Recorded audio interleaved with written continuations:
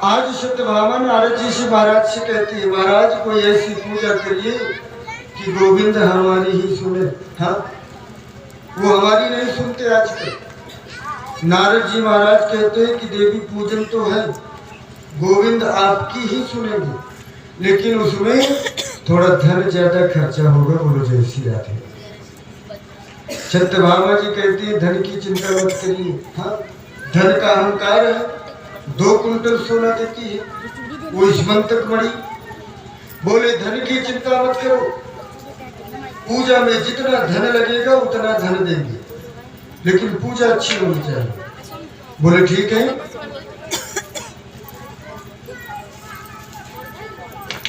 आज मेरे नारद जी महाराज सुंदर पूजन करवाए। जब दक्षिणा का नंबर आया, ब्राह्मण को दक्षिणा देना है, तो जैसी दक्षिणा का नंबर आया, आज मेरे नारद जी दक्षिणा में गोविंद को ही ले लिया। बोलो जय श्री राधे। और सत्यभामा ने ध्यान नहीं दिया, दक्षिणा में गोविंद का संकल्प कर दिया। ये भैया फिर से बिगड़ गया है। गोविंद का संकल्प किया अनुज शास्त्री, फिर से हिल गया। माता राम। और जैसे गोविंद का संकल्प हुआ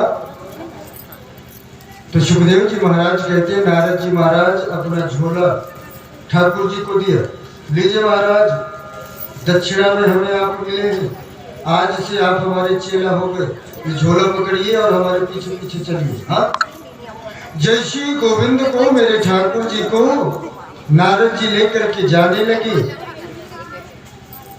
आज सत्यभामा को लगा कि मैंने ये क्या कर दिया, गोविंद का संकल्प कर दिया। आज जितनी भी रानियां हैं, आज सत्यभामा जी से झगड़ने लगी। क्यों?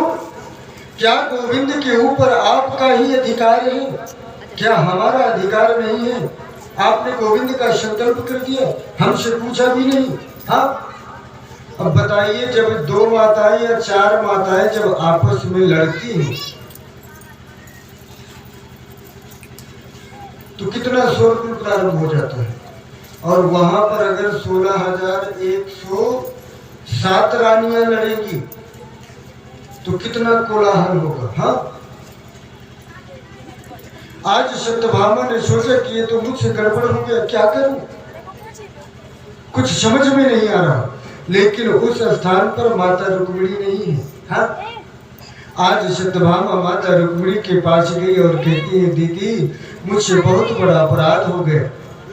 सारी घटना बताई, और जैसे सारी घटना बताई, माता रुक्मिणी कहती है, अरे ये तुमने क्या किया? नारद जी ने सत्यभामा जी को बताया था कि अगर गोविंद के तौल का हमें धन दे दो तो गोविंद आपको मिल जाएंगे। सारे पूरे महल का, पूरे घर का धन रख दिए थे, लेकिन गोविंद का जो तराजू था वो नीचे ही था।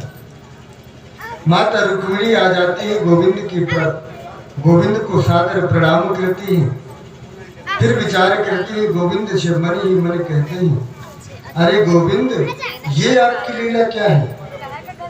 एक कंगन उतारा और कंगन में तुलसी लपेट करके जैसे धन की तरफ रखा, गोविंद का तराजू ऊपर उठ गया। बोलो जय श्री राधे।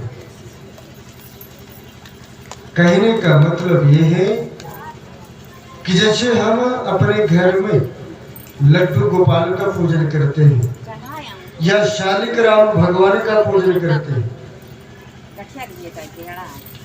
लड्डू गोपाल का पूजन सभी के द्वारा होना चाहिए, लेकिन जो काले कलर के गोल गोल शालिक राम होते हैं, हाँ, उनका पूजन जब नाती हो जाए तभी उनका पूजन होना चाहिए।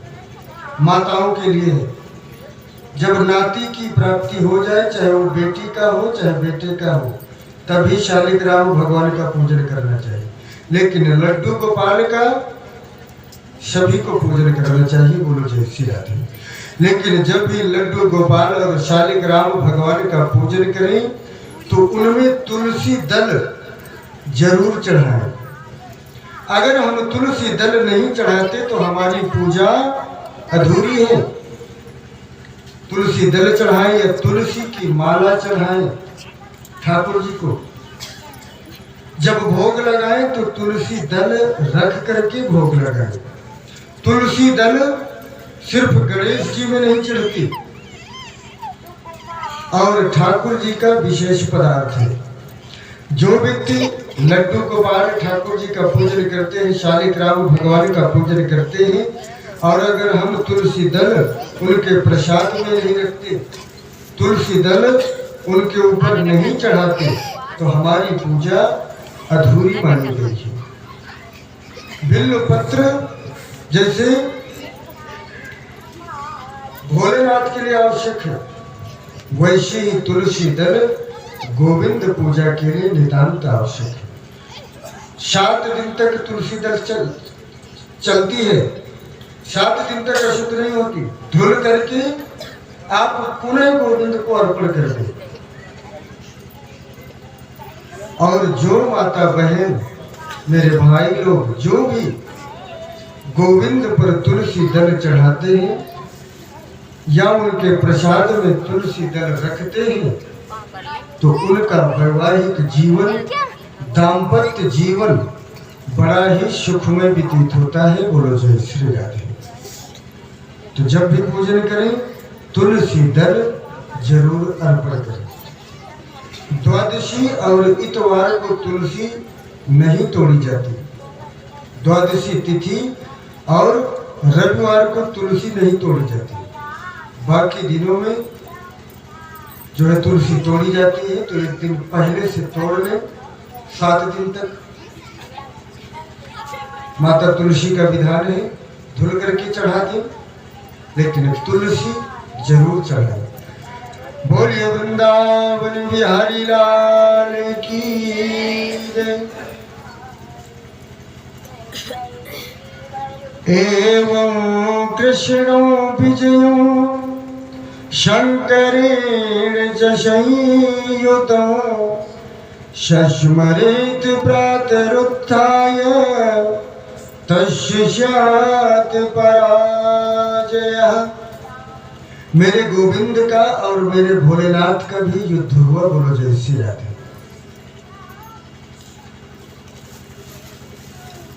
एक बाणासुर है, शोणितपुर के राजा है। उनकी जो पुत्री है उनका नाम है उषा, और उषा की जो सहेली है चित्रलेखा, वो चित्र बनाने में माहिर है।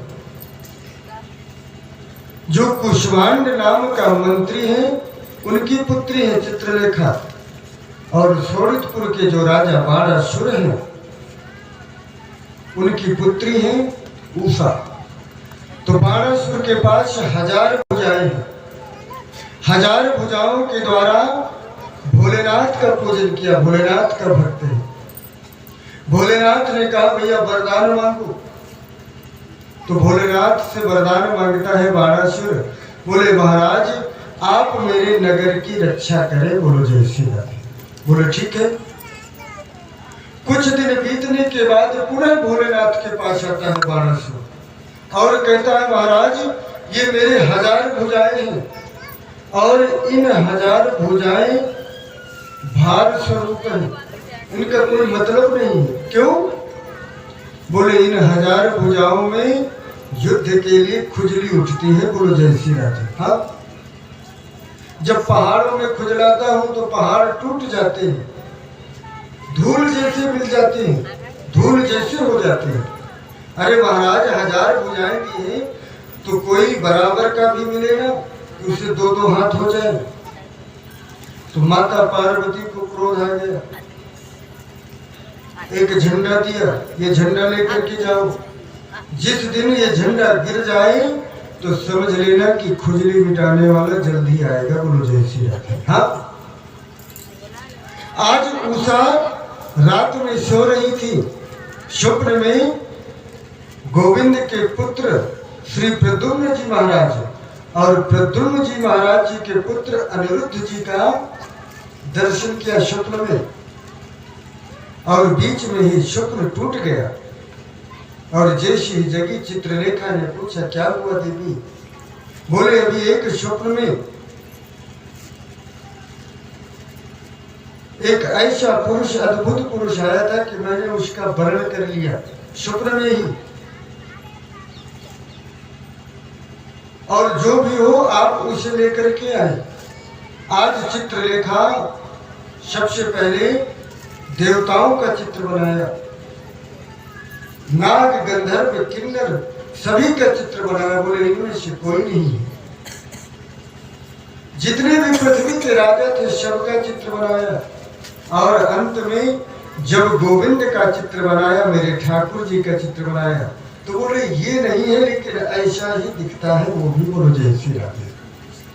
गोविंद के पुत्र श्री प्रद्युम्न जी महाराज जी का जब चित्र बनाया तो कहते हैं कि थोड़ा सा और कमी है। बोलो जय श्री राधे। हाँ, और जैसे प्रद्युम्न के पुत्र अनिरुद्ध जी का चित्र बनाया तो आज कहती है उषा यही तो मेरा चितचोर है। आज चित्रलेखा कहती है कि ये तो गोविंद के नाती हैं। हाँ, रात में चित्रलेखा जाती है द्वारिकापुरी और माया के द्वारा अनिरुद्ध महाराज का बिस्तर सहित उठा करके उषा के जहां पर उषा रहती थी वहीं पर रख दिया। कुछ दिनों के बाद सैनिकों को जानकारी हुई, बाणासुर को जानकारी प्राप्त हुई। अनिरुद्ध और बाणासुर का युद्ध हुआ। अंत में बाणासुर अपने माया के द्वारा अनिरुद्ध महाराज को बंदी बना देता है। नारद जी महाराज आज सीधे गोविंद के पास जाते हैं और गोविंद को सूचना देते हैं कि आपके जो नाती हैं बाणासुर की कारागार में आज मेरे गोविंद और मेरे बलराम जी महाराज सेना तैयार करके सोनितपुर की ओर बढ़ते हैं। बोलो जय श्री राधे। और जैसे सोनितपुर की ओर बढ़ते हैं स्वयं वो ध्वज पताका गिर जाती है। हाँ, बाणासुर खुश होता है, युद्ध के लिए कोई आज आएगा।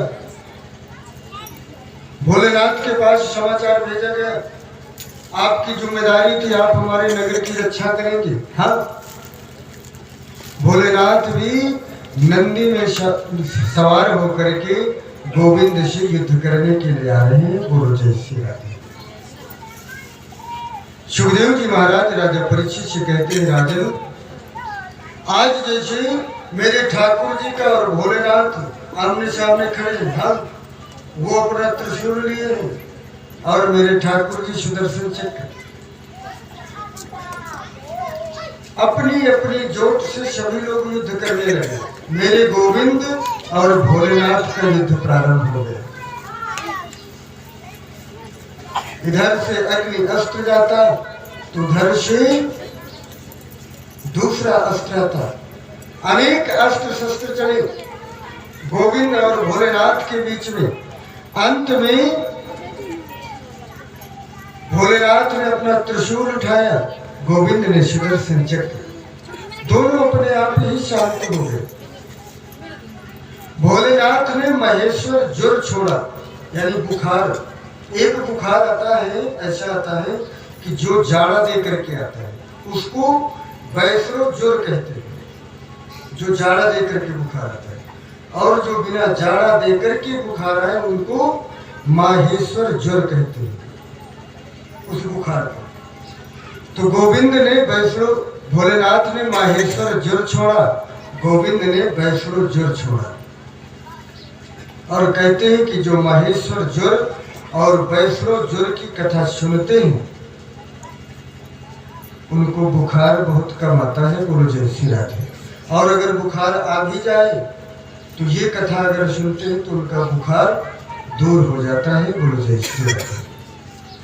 आज गोविंद सोचते हैं कि अगर बाबा से युद्ध करते रहेंगे तो सब गड़बड़ हो जाएगा। हाँ, तो एक अस्त्र होता है जम्भास्त्र। उस अस्त्र को अगर किसी के ऊपर छोड़ दिया जाए तो वो जमाई लेने लगता है, बार बार जमाई। आज गोविंद मेरे चतुर हैं, भोलेनाथ पर जम्भास्त्र का प्रयोग कर देते हैं।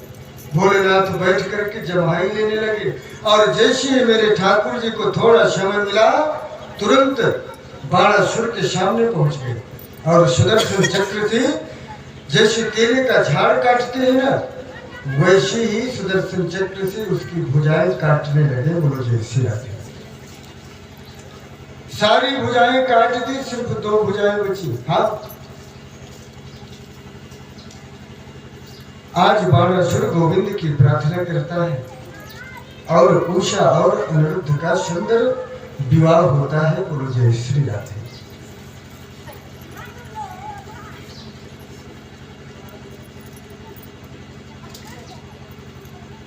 सुखदेव जी महाराज राजा परीक्षित जी को कथा सुना रहे हैं और परम आनंदित हो रहे हैं। बोलो जय श्री राधे।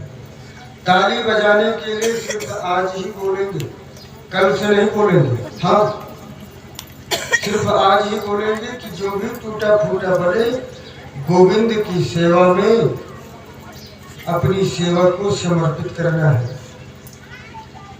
और भगवान ने सुंदर हाथ दिए हैं तो सुंदर ताली बजाना है। हाँ, जैसे गोबर ऐसे पाथती है ना, तो ऐसे ना करके ऐसे करना है। बोलो जय श्री राधे। हाँ, तो ताली जरूर बजाना है। आज कहेंगे, कल से नहीं कहेंगे। बोलिए वृंदावन बिहारी लाल की जय। एक भक्त है, गोविंद से कहता है, क्या कहता है? बाके बिहारी जी से। हाँ, तो सुंदर भावना से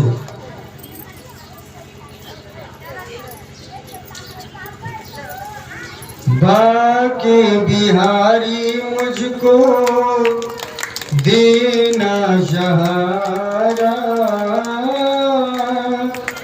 बाके बिहारी मुझको देना सहारा, कहीं छूट जाए ना दामन तुम्हारा, बाके बिहारी मुझको देना सहारा, कहीं छूट जाए ना दामन तुम्हारा, कहीं छूट जाए ना दामन तुम्हारा। और क्या? तेरे शिवा दिल में समाए न कोई, तेरे शिवा दिल में समाए न कोई, लगन का दीपक बुझाए न कोई, लगन का दीपक बुझाए न कोई, तू ही मेरी कश्ती, तू ही है किनारा, तुम्हें मेरी कश्ती, तू ही है किनारा, कहीं छूट जाए ना दामन तुम्हारा, कहीं छूट जाए ना दामन तुम्हारा, बाके बिहारी मुझको देना सहारा, बाके बिहारी मुझको देना सहारा, कहीं छूट जाए ना दामन तुम्हारा, कहीं छूट जाए ना दामन तुम्हारा। और क्या? तेरी नाम का गान गाता रहूं मैं, तेरे नाम का गान गाता रहूं मैं, सुबह शाम तुझको रिझाता रहूं मैं, सुबह शाम मैं तुझको रिझाता रहूंगा, तेरा नाम मुझको है प्राणों से प्यारा, तेरा नाम मुझको है प्राणों से प्यारा, कहीं छूट जाए ना दामन तुम्हारा, बाकी बिहारी मुझको देना सहारा,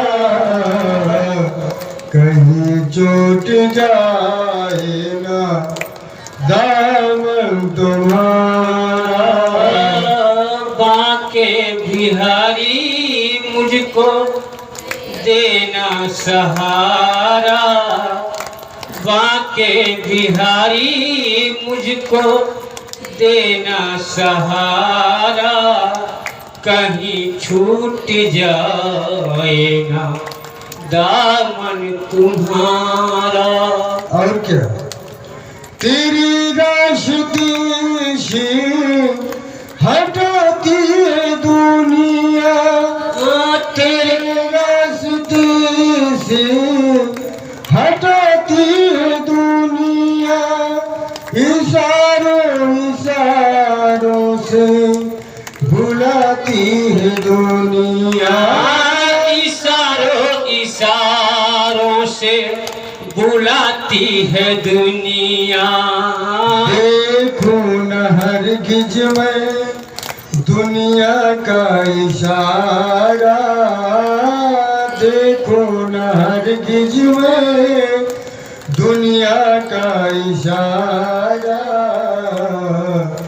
कहीं छूट जाए ना दामन तुम्हारा, देखूं न हरगिज में दुनिया का इशारा, कहीं छूट जाए ना दामन तुम्हारा, हो बाके बिहारी मुझको देना सहारा, बाके बिहारी मुझको देना सहारा,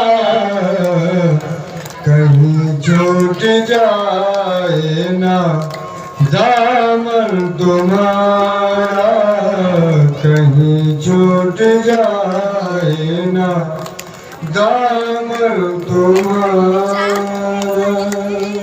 भोले वृंदावन बिहारी लाल की जय, भोले राधा रानी सरकार की जय, भोले सुखदेव जी महाराज की जय, भोले व्यास जी महाराज की जय, भोले भागवत महापुराण की जय, जय जय श्री राधे श्याम।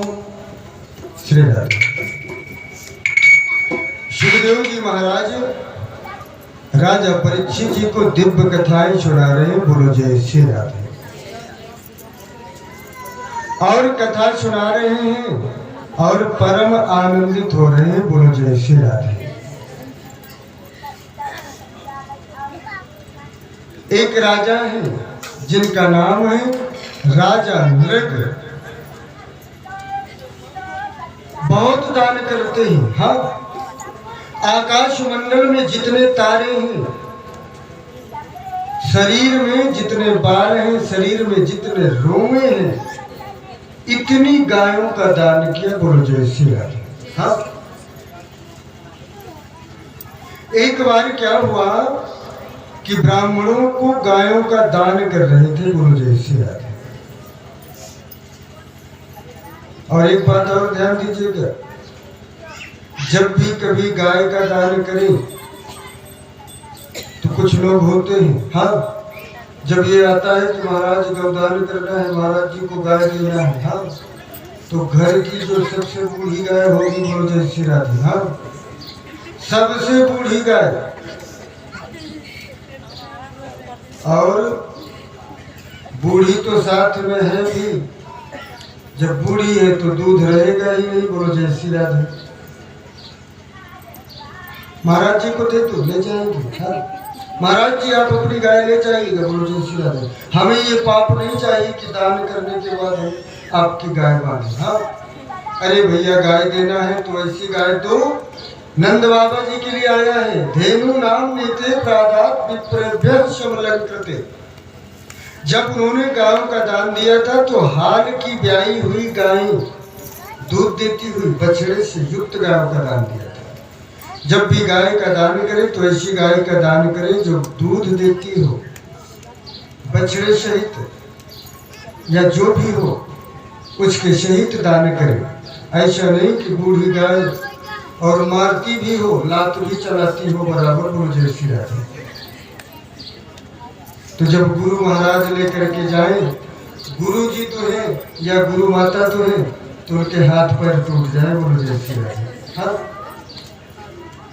आज राजा नृग गायों का दान करते हैं हमेशा। जितने शरीर में रोए हैं, जितने तारे हैं, इतनी गायों का दान किया। और दान जब देना चाहिए तो ऐसे देना चाहिए कि दाहिने हाथ से दान करें तो बाएं हाथ को जानकारी ना हो, बोलो जय श्री राधे। लेकिन आजकल महाराज अगर दान देंगे तो दान का ढिढोरा जरूर पीटेंगे, बोलो जय श्री राधे। महाराज मैं वहां गया था, इतने ब्राह्मणों को दान में दे दिया, बोलो जय श्री राधे। हाँ कहते हैं सत्कर्म बताने से सत्कर्म घट जाता है और पाप कर्म अपने पाप कर्म बताने से पाप घट जाते हैं, बोलो जय श्री राधे। जो पाप कर्म हम लोगों के बीच में शेयर करते हैं तो जो जो लोग सुनते हैं वो पाप बढ़ जाता है, बोलो जय श्री राधे। और जब पुण्य कर्म बताते हैं, भगवान की चर्चा करते हैं तो हमारे पुण्य बढ़ते हैं, बोलो जय श्री राधे। लेकिन आजकल अपने पाप कर्म कोई नहीं बताता, लेकिन पुण्य जरूर बताएंगे, बोलो जय श्री राधे। हाँ गायों का दान दे रहे हैं ब्राह्मणों का। एक दिन क्या हुआ कि गायों का दान दे रहे थे, हजारों लाखों गाय थी। एक गाय एक ब्राह्मण को दान में दी। ब्राह्मण दुबले पतले थे, गाय सधी नहीं। हाँ छूट करके ब्राह्मण के हाथों से पुनः जिधर गायों का दान देना था उधर आकर के खड़ी हो गई। अब उनको क्या मालूम, दान देते देते उस गाय को भी किसी दूसरे ब्राह्मण को दान में दे दी। जो पहले ब्राह्मण को गाय में दान दी थी वो अपनी गाय को खोज रहे थे। इधर से दूसरा ब्राह्मण को दान में जब मिली वो अपनी गाय लेकर के जा रहे थे। वो ब्राह्मण सामने मिल गया, बोले ये तो मेरी गाय है, राजा जी ने मुझे दान में दी है। तो वो ब्राह्मण कहता है कि भैया मैं अभी दान में लेकर के आ रहा हूँ, राजा जी ने मुझे दिया है। दोनों ब्राह्मण आपस में विवाद करने लगे, बोले इसका निर्णय राजा ही करेंगे। आज राजा नृग के पास आते हैं। एक ब्राह्मण कहता है कि ये गाय आपने हमें दान में दी थी। दूसरा ब्राह्मण कहता है महाराज ये गाय